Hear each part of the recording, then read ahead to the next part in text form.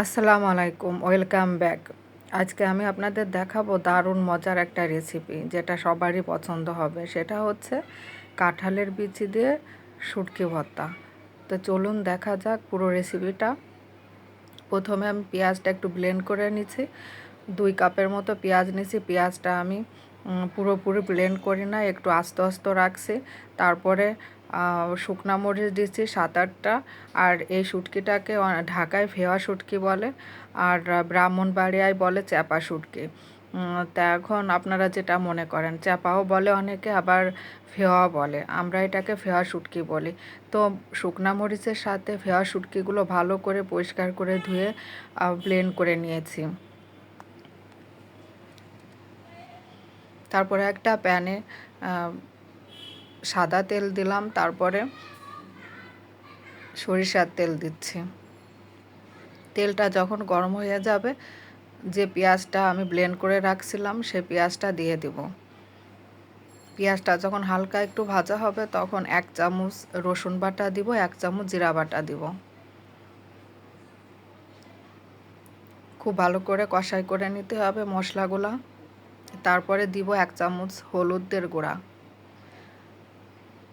পরিমাণ মতো লবণ দিব। তারপরে দিব 1 চামচ ধনে গুঁড়া, 1 চামচ শুকনা মরিচের গুঁড়া দিলাম। যে যত ঝাল খেতে পছন্দ করেন, ঝালের পরিমাণ কমাই বাড়াই দিবেন। তারপরে মশলাটা কষানো হয়ে গেলে আমি কাঁঠালের বিচি কেটে রাখছিলাম, সেই কাঁঠালের বিচিগুলো দিয়ে দিব। কাঁঠালের বিচিগুলো খুব ভালো করে মশলাটার সাথে কষাই করে নিব বারবার। কষাই করে যখন হাফ সিদ্ধ হয়ে যাবে, তখন আমি যে শুটকি মাছটা ব্লেন্ড করে রাখছিলাম সেই শুটকি মাছটা আমি দিয়ে দিব। শুটকি মাছগুলো দিয়ে আমি খুব ভালো করে নাড়াচাড়া করে ঢেকে দিব।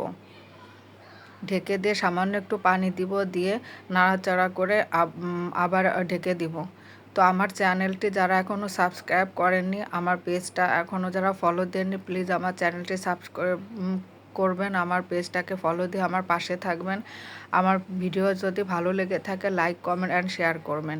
তো আমার কাঁঠালের বিচি দিয়ে শুটকি রেসিপি রান্না অলরেডি শেষ।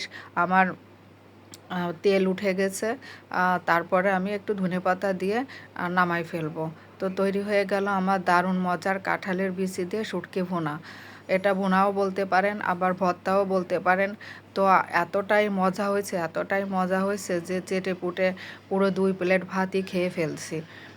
তো আপনারা অবশ্যই বাসায় ট্রাই করবেন। আমার জন্য দোয়া করবেন। আমার পাশে থাকার জন্য অনেক অনেক ধন্যবাদ। আমার ভিডিও দেখার জন্য অনেক অনেক ধন্যবাদ সবাইকে। আসসালামু আলাইকুম। আর কাঁঠালের বিচি দিয়ে ভাতটা খেতে দারুণ হয়েছিল।